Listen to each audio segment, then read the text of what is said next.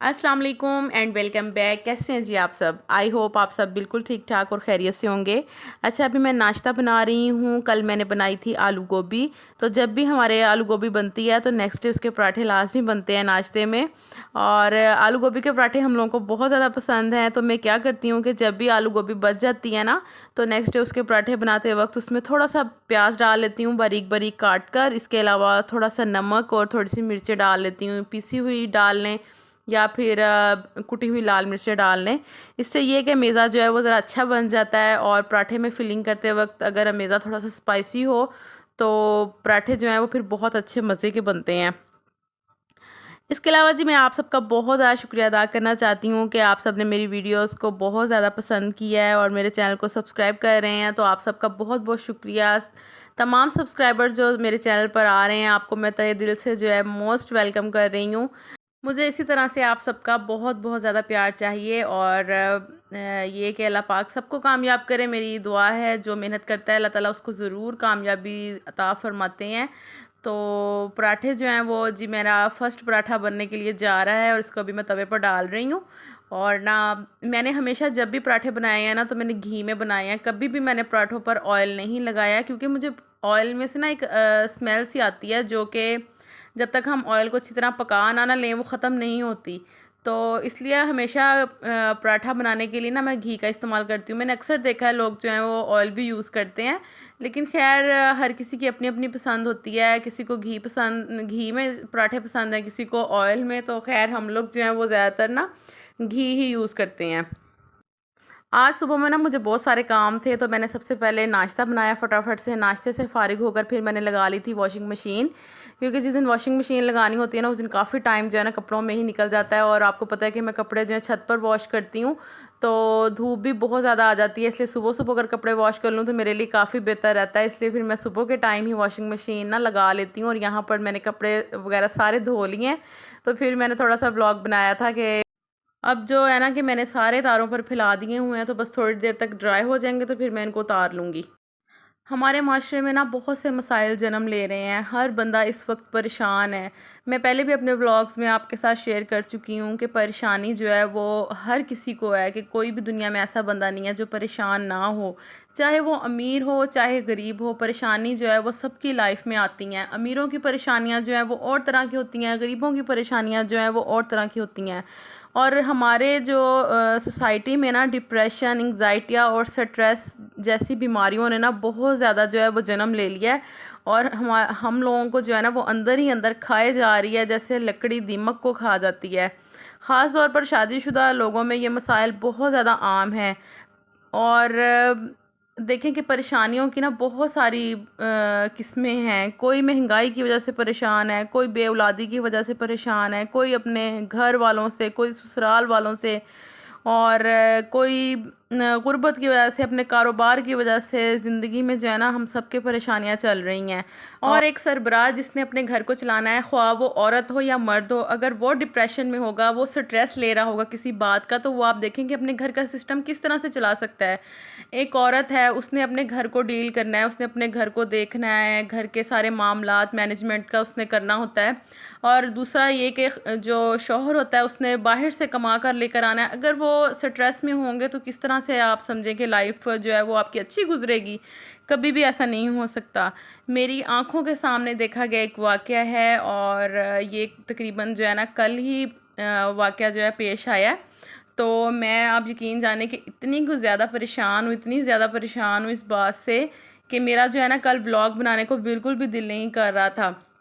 लेकिन फिर भी मैंने सोचा कि मैं आप लोगों के साथ शेयर करूं कि हो सकता है कि कोई भी बंदा ऐसा जो मेरा ब्लॉग देख रहा हो और वो स्ट्रेस या डिप्रेशन में हो, तो उसका स्ट्रेस कम हो जाए। तो मैं आपसे आपको बताऊंगी कि वो वाक़या क्या था। कि हम लोग जिस एरिया में रहते हैं ना, ये एक कॉलोनी टाइप एरिया है। और हम लोगों की बैक साइड पर एक घर है, अच्छे खासे अमीर, और समझें कि किसी चीज़ की भी कोई कमी नहीं होगी उनके घर में।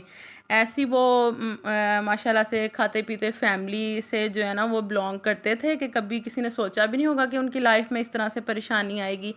तो खैर उनकी लाइफ में कोई स्ट्रेस या डिप्रेशन वगैरह का मामला चल रहा होगा। जैसे आपको पता है कि हर कोई इस चीज़ से जो है वो घिरा हुआ है और अपने सर पर सवार करके बैठा हुआ है। तो बस उनके फादर की जो है वो घर में लड़ाई हुई है अपने बच्चों और बीवी के साथ। तो उन्होंने क्या किया है कि डिप्रेशन में आकर अपने आप को शूट कर लिया।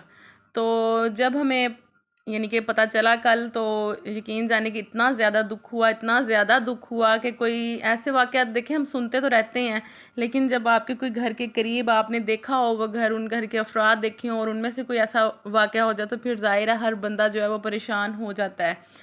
तो खैर अपने घर के मामला कोई बताता तो नहीं है, लेकिन सुनने में ऐसा ही पता चलता है कि कोई ये उनको स्ट्रेस था, कोई डिप्रेशन था जिसकी वजह से उन्हें ये कदम उठाना पड़ा। लेकिन ये जो भी हुआ बहुत बुरा हुआ। आपके बीवी बच्चे जो पीछे रह गए वो क्या अपनी ज़िंदगी को अब आगे किस तरह से लेकर चलेंगे, कितने दुख की बात है। और ये सारी ज़िंदगी के लिए जो है वो पछतावा बनकर रह गया।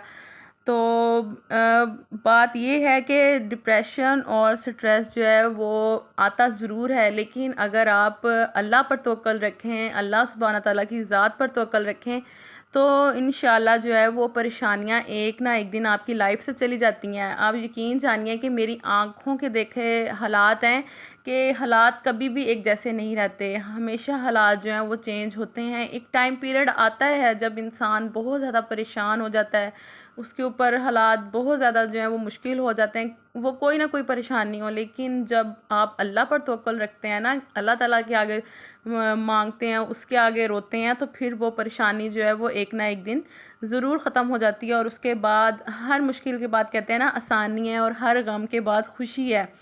तो आप बस इस चीज़ पर तवक्कुल रखें कि हर मुश्किल के बाद जो है वो आसानी ज़रूर आएगी। और डिप्रेशन और स्ट्रेस जैसी जो चीज़ें हैं उनको आप अपनी ज़िंदगी से ख़त्म करना सीखें, लाइफ में खुश रहना सीखें। अगर आपको ऐसे मसाइल हैं भी हैं तो फिर भी आप जो है ना दूसरों के सामने अपने आप को कोशिश करें कि खुश रखें, क्योंकि ज़िंदगी जो है वो एक बार मिलती है, बार बार नहीं। इसलिए ज़िंदगी को जीना सीखें। और इन चीज़ों की वजह से आपको पता है कि बहुत सारी बीमारियां जो हैं वो जिस्म में पैदा हो रही हैं, जैसे कि ब्लड प्रेशर, शुगर, ये सब कुछ जो है ना अपने ज़हनी दबाव की वजह से हम लोगों के ना अंदर आ रहा है। और ब्लड प्रेशर जो है वो बहुत ज़्यादा आम हो गया, और उससे फिर बहुत सारी जो है वो आगे से आगे तकलीफ़ें लगना शुरू हो गई हैं। इसलिए जो है ना आपने डिप्रेशन और स्ट्रेस का जो है मुकाबला करना है, उसको अपनी ज़िंदगी से निकालना है। आई होप कि कोई भी बंदा जो है वो ऐसा हो जो मेरा ब्लॉग देख रहा हो और उसको थोड़ी सी भी मेरे ब्लॉग से तसल्ली मिली हो, तो अल्लाह ताला उसकी परेशानियों को आसानी में बदले, उनके हालात को अच्छे हालात में बदले। और जो आपकी दिली ख्वाहिशात, नेक जायज़ ख्वाहिशात हैं, अल्लाह ताला उनको पूरा फरमाए। आमीन सुम्मा आमीन। मैं हमेशा आप सबके लिए और अपने लिए यही दुआ गो हूँ कि अल्लाह ताला सबकी ज़िंदगियों से परेशानियाँ, मुसीबतें, तकलीफ़ें जो हैं वो दूर फरमाए। आमीन। और ना यहाँ पर मैं पालक बना रही थी, क्योंकि मेरे हस्बैंड जो हैं वो पालक ले आए थे, लेकिन मैंने आज पकानी नहीं थी। सिर्फ मैं बना कर रख रही हूँ, उसको मैं बॉयल दिला कर ना तो रख लूँगी, कल मैं बनाऊँगी पालक। आज मैं बना रही हूँ ये इसको क्या बोलते हैं, माश की दाल। हाँ, माश की दाल बना रही हूँ। और पालक जो है ना वो आजकल गर्मी की वजह से इतनी ज़्यादा मुरझा जाती है, तो इस वजह से फिर मैंने कहा कि मैं इसको ना बना कर रख लेती हूँ। और माश की दाल जो है वो बड़ी इजी तरीके से बनाती हूँ कि बस मैंने अदरक लहसुन का पेस्ट डाला, मसाले सारे डालकर, तो टमाटर डालकर उसकी भुनाई की। तो दाल जो है वो फिर मैंने इसमें डाल दी थी, और पानी डालकर जो है वो फिर मैंने इसको प्रेशर लगा दिया था। माश की दाल को ना ज़्यादा प्रेशर नहीं लगता, यानी कि 3 से 4 मिनट का मैं प्रेशर लगाती हूँ, उसमें दाल जो है बड़ी अच्छी सी गल जाती है, और गलने के साथ साथ वो खड़ी खड़ी भी रहती है। और माश की दाल अगर खड़ी खड़ी बनती है ना तो वो ज़्यादा मज़े की बनती है, बजाय इसके कि अगर वो घुल जाए वो तो फिर बिल्कुल भी अच्छी नहीं लगती। तो खैर साथ में मैं ना बना रही थी रोटी। और मेरी आदत है कि जैसे हंडिया में रख देती हूँ ना पकने के लिए, तो साथ साथ जो है वो फिर रोटियां भी बना लेती हूँ, और काम जो है फिर एक दफ़ा ही सारा फिनिश हो जाता है। तो खैर आज का ब्लॉग आप लोगों को कैसा लगा मुझे कमेंट सेक्शन में ज़रूर बताइएगा। मिलूँगी नेक्स्ट वीडियो में। अपना बहुत सा ख्याल रखिएगा जी। अल्लाह हाफिज़।